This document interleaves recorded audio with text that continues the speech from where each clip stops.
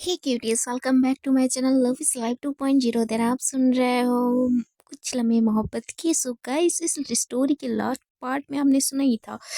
ईशा और ईरा के घर पे चले जाते हैं। ईरा को मतलब जाना था अपने घर, लेकिन ईशा जो रहती है वो बोलती है मुझे आपके घर का एड्रेस पता ही नहीं है, तो बेटर रहेगा कि आज आप वन नाइट हमारे यहाँ स्पेंड कर लो, बेटर रहेगा आपके लिए। ऐसा बोल के ईशा अपने साथ अपने घर पे ले जाती है। देन वहाँ पे ले जाने के बाद जो ईशा की मॉम रहती है, ईरा से बहुत अच्छे से फ्रेंडली तरीके से बात करने स्टार्ट करती है, जिससे ईरा को भी बहुत अच्छा लगता है। देन इनका डिनर वगैरह होने के बाद ये दोनों अपने मतलब ईशा के रूम में चले जाते हैं। ईशा के रूम में जाने के बाद थोड़ा सा इन दोनों के बीच नोक-झोंक होता है कि मैं भी बेड पे सोऊँगी, बट ईरा का रहता है कि नहीं, आप मेरे साथ बेड पे नहीं सोओगे। आई बात समझ में? तो ईरा को ना चाहते सॉरी ईशा को ना चाहते हुए भी जाना पड़ता है अपने सोफ़े पे। और ये दोनों अच्छे से मतलब सोने का ट्राई कर रहे होते हैं। ईरा जब देखती है कि ईशा सो गई है, तो वो क्या करती है कि लाइट ऑफ कर देती है, जिसकी वजह से ईशा को नाइट वाला प्रॉब्लम स्टार्ट हो जाता है, क्योंकि उसे अंधेरे से डर लगता था और ये क्यों है उसे खुद को भी नहीं पता था। जिससे वो ईरा जब ये चीज़ जानती है ना, वो उसे बहुत ज़्यादा डर लग रहा होता है, लेकिन वो कैसे भी करके ईशा को संभालती है, अपने साथ अपने बेड पे लाती है और अच्छे से उसे रिलैक्स करवाती है। देन इसी बीच ईशा जो है ईरा को टाइटली हग कर लेती है, जिससे ईरा को बहुत अच्छा लग रहा होता है कि यार मतलब थोड़ा फीलिंग था उनके अंदर, जिसकी वजह से उनको ईशा के लिए बहुत सारी फीलिंगें थी, बट वो कंट्रोल कर रही थी। देन ईशा जो है ईरा को टाइटली पकड़ कर वहीं पे सो जाती हैं। ईरा जो है उसे देखती ही रह जाती है और बोलती है आखिर आपके साथ हुआ क्या है? आपने तो डायरी में इस टॉपिक पे बिल्कुल भी मतलब कुछ बताया ही नहीं है। आप कुछ छुपा रहे हो क्या? ऐसी ईशा जो सॉरी ईरा जो है अपने मन में सोच रही होती है, आखिर हुआ क्या है? देन ऐसे ही कुछ टाइम के बाद ईशा को भी ईरा को भी ऑटोमेटिकली नींद आना स्टार्ट हो जाता है और वो भी वहीं पे सो जाती है ईशा को टाइटली हग करके। ईशा और ईरा एक दूसरे को बहुत ज़्यादा टाइटली हग करके सोए रहते हैं। देन नेक्स्ट मॉर्निंग ईशा की आंखें पहले खुल जाती है, देखती है कि वो ईरा की बाहों में है, तो टोटली सॉफ्ट हो जाती है और वो क्या करती है धीरे धीरे से उससे थोड़ा दूर हो जाती है और ब्लैंकेट से भी और अपने बेड से भी दूर होकर के सीधा अपने सोफे पे जाकर सो जाती है। उसे ऐसा ना लगे कि मैं उसके साथ सोई हूँ। ये सोच के ईशा जो रहती है अपने बेड पे जाकर आराम से सो जाती है। अब उसे कौन बताए कि ईरा ने ही उसे अपने बेड पे लाया था। देन ईशा जो रहती है अपने आराम से जाकर अपने जो ये रहता है ना सोफा रहता है वहाँ पे जाकर आराम से लेट जाती है और एक नज़र उनके साइड देखती है। जब देखती है तो उसे देखती ही रह जाती है, क्योंकि ईरा जो रहती है बहुत क्यूट लग रही होती है सोते हुए, तो बस उसे निहार रही होती है। इसी बीच उसे कब नींद आ जाता है उसे खुद को भी नहीं पता चलता और वो वहीं पे सो जाती है। एंड दूसरे साइड जो ईरा रहती है उसकी भी आंखें खुल जाती हैं। खुलती है तो वो ऐसे ही अपने हाथों से ईशा को ढूंढ रही होती है अपने बेड पे, इधर-उधर हाथ मारते हुए, लेकिन उससे इस ईरा को ईशा बिल्कुल भी नहीं मिलती है, जिससे वो थोड़ा सॉफ्ट हो जाती है और अपने बेड से खड़ी हो जाती है। देखती है कि ईशा जो रहती है उसके बेड पे नहीं है, तो उसकी नज़र साइड वाले सोफे पे पड़ती है, तो ईशा जो रहती है वो भी आराम से घोड़े बेचकर सो रही है। इस चीज़ को देखकर ईरा को बहुत गुस्सा आ रहा होता है, लेकिन उसे अच्छा भी लग रहा था क्योंकि वो अभी ठीक थी। तो ईरा जो रहती है उसके पास जाती है और उसको देखती है, निहारती है और हल्का सा उसके फोrehead पे किस करके बोलती है गुड मॉर्निंग जान।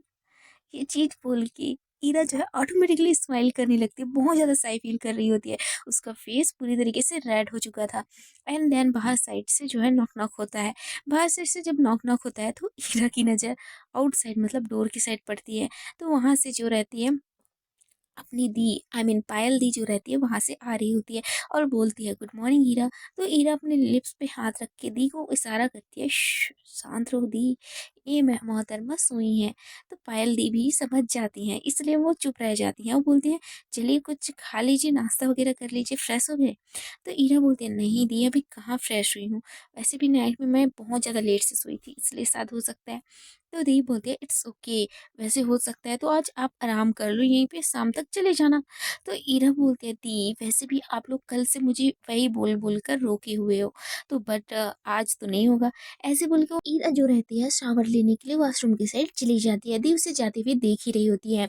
देन वो अपनी सिस्टर हमारी ईशा के पास जाती है और उसके साइड में आकर बैठ जाती है। उसे लग रहा था कि नाइट में कोई प्रॉब्लम ना हो, जस्ट उनको भी पता था कि हमारी ईशा को क्या प्रॉब्लम है।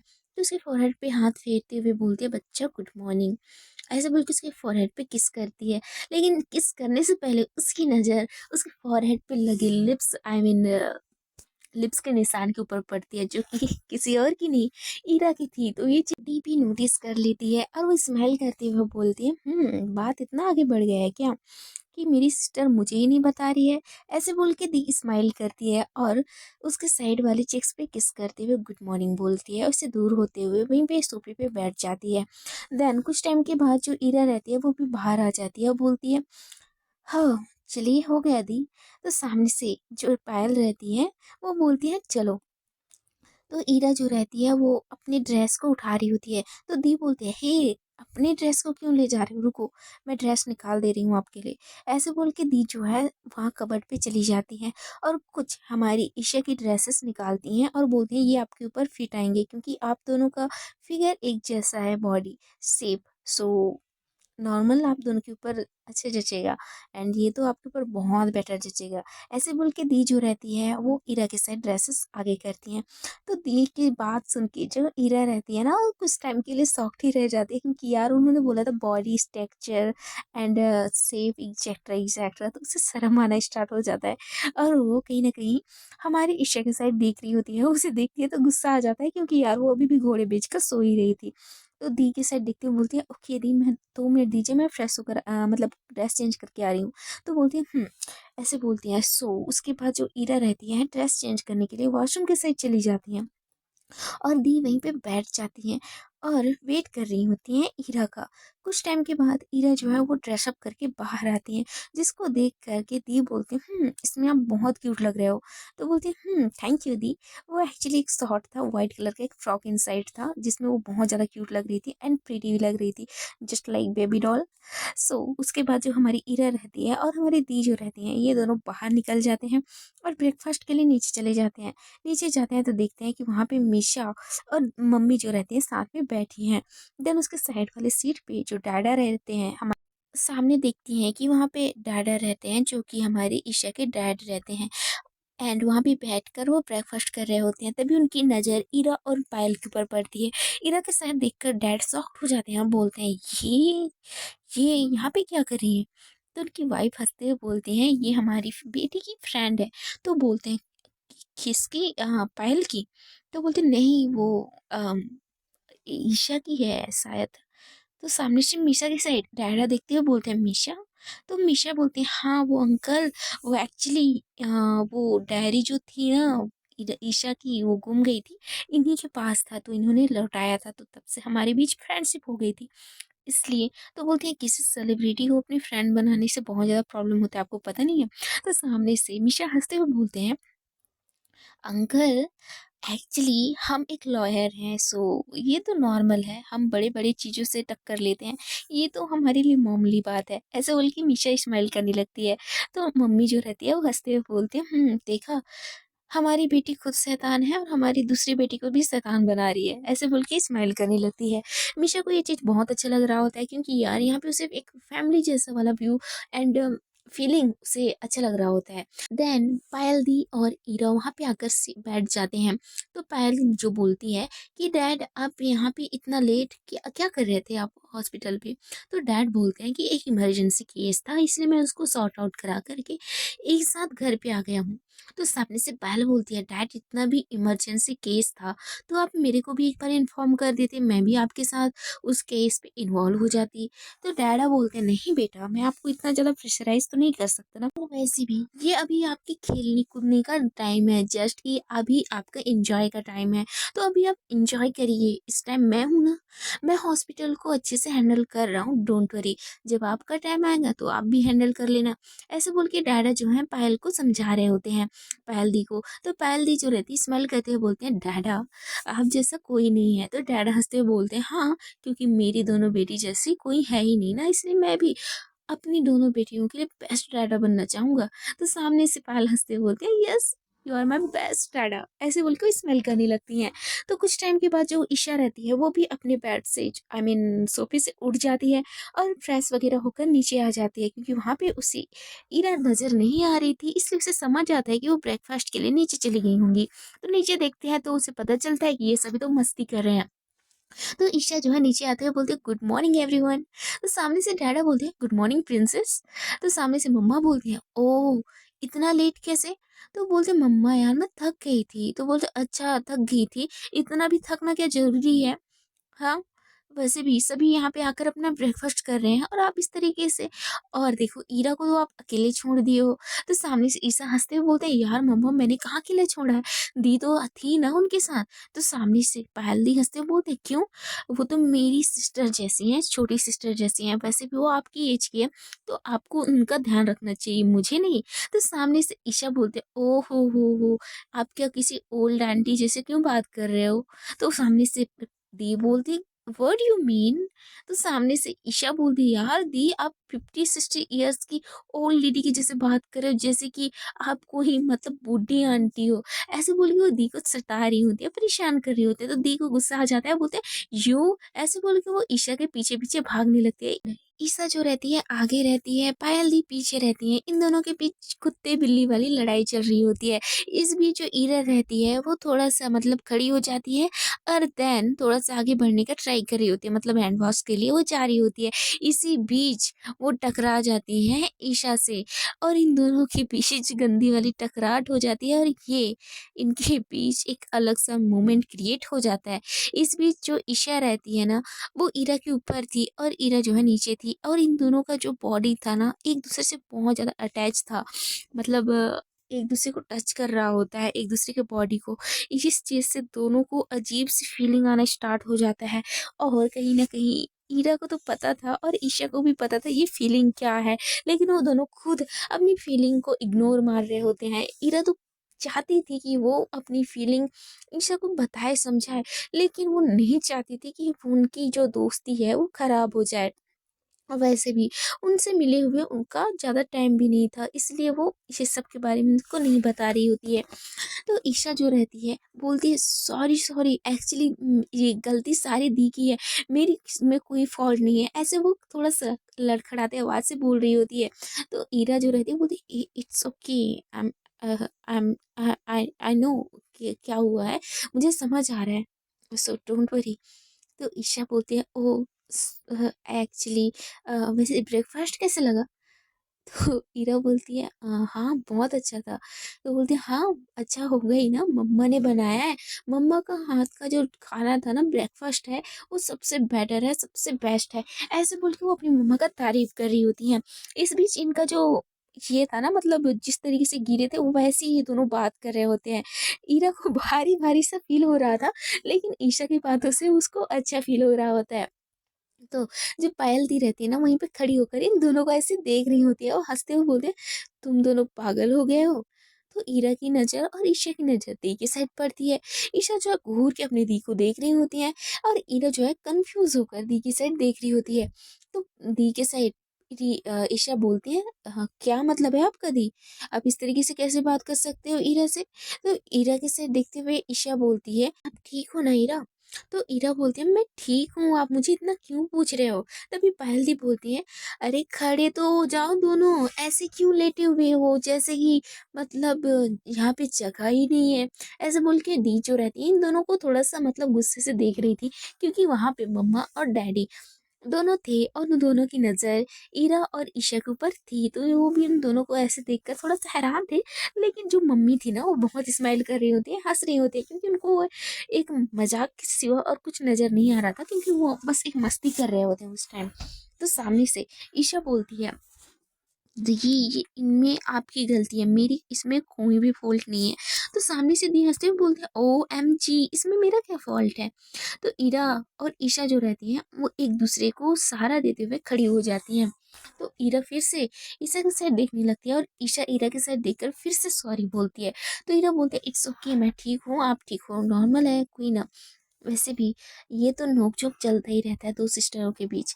ऐसे बोल के जो ईरा रहती है अपनी सीट पे जाकर बैठ जाती है और ईशा जो रहती है अपनी दी के साइड देखते हुए बोलते हैं देखा आपने, कुछ सीखो इनसे।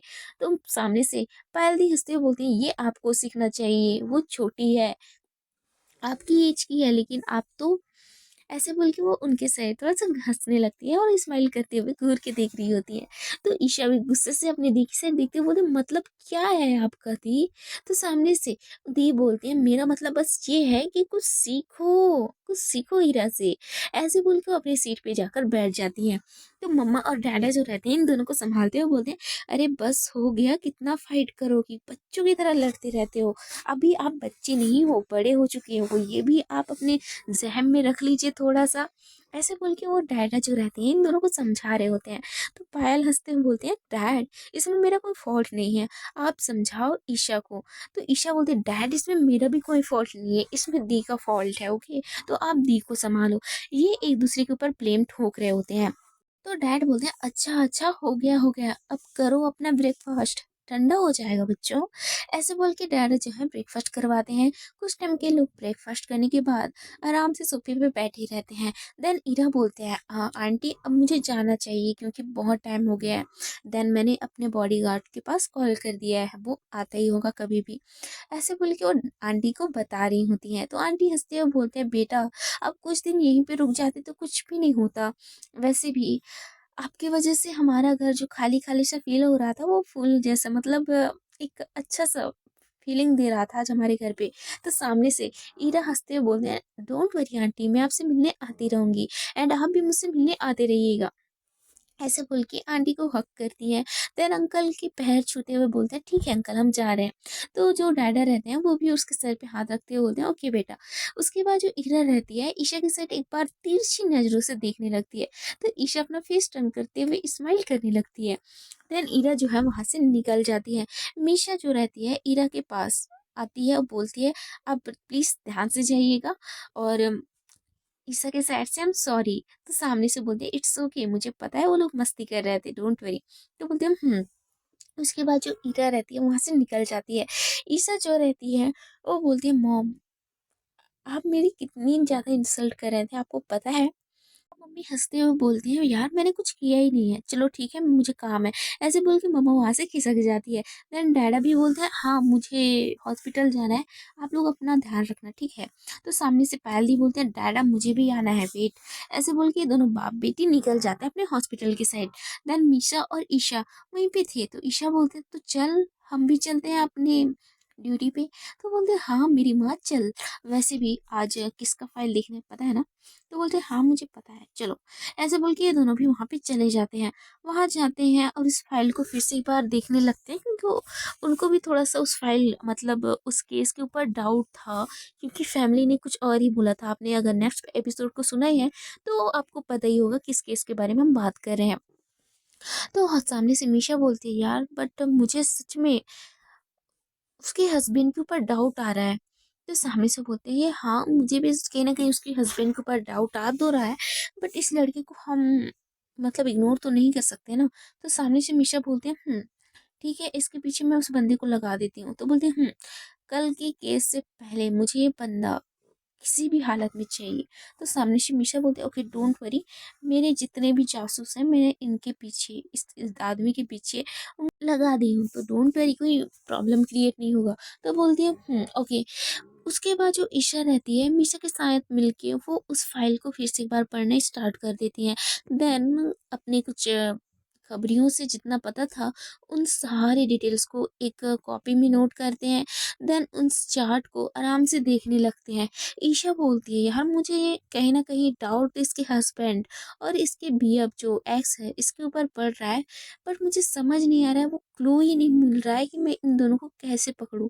तो सामने से मिशा बोलती है, डोंट वरी पता चल जाएगा, तो इतना क्यों ज़्यादा प्रेशराइज कर रही है अपने सर को? तो बोलती हूँ, वैसे तुम सही बोल रही हो। उसके बाद जो ये दोनों रहते हैं अपना पूरा काम फिनिश करके अपने घर वापस चले जाते हैं। दूसरी साइड जो ईशा ईरा रहती है वो ईशा के बारे में सोच रही थी और उस नाइट में जो भी प्रॉब्लम हुआ था इन सारे टॉपिक में वो सोच रही होती है। तभी उसको याद आता है कि चलो क्यों ना एक बार डॉक्टर से पता लगाया जाए ये सब क्या था। ऐसे बोल के वो एक डॉक्टर के पास चली जाती है। वहाँ पे जाती है तो डॉक्टर जो रहता है ईरा को देख कर के फ्लैट ही हो जाता है क्योंकि ईरा को इतना करीब से बहुत कम लोग ही देख पाते हैं, जिसमें वो डॉक्टर एक था। तो डॉक्टर ईरा से बहुत प्यारे तरीके से उनको बोलते हैं, मिस ईरा बताइए प्रॉब्लम क्या है? आपकी तबीयत में कुछ खराबी है क्या?" ऐसे बोल के वो डॉक्टर जो है ईरा को बात करने का ट्राई कर रहे होते हैं। तभी ईरा बोलती है, ऐसी कोई बात नहीं है डॉक्टर, बस मुझे एक चीज़ जानना है।" तो डॉक्टर हँसते हुए बोलते हैं, "हाँ, क्यों नहीं मिस ईरा बताइए।" तो सामने से ईरा बोलती है, "अगर किसी इंसान को नाइट में नींद ना आ रहा है और वो अंधेरे से बहुत डरता है, उजाले की रोशनी के बिना वो सो नहीं सकता, तो आखिर ये है क्या?" तो डॉक्टर बस चुप होते हुए एक लंबी सांस लेते हैं। सो हे गाइस, देखते हैं कि इसके नेक्स्ट एपिसोड में क्या होता है, ये सब जानेंगे नेक्स्ट एपिसोड में। वैसे भी आपको पता ही है, ठंड बहुत ज़्यादा हो रहा है यार, रिकॉर्डिंग करने में मुझे बहुत ज़्यादा प्रॉब्लम हो रहा है। तो पता नहीं कब कब स्टोरी आएगी और कब नहीं। प्लीज़ आप लोग, पता है आप लोग बहुत अच्छे हो हैंडल, और हैंडल भी कर लेते हो। सो प्लीज़ छोटा सा कमेंट कर दीजिएगा स्टोरी कैसी लगी। और bye bye, love you all guys, love you.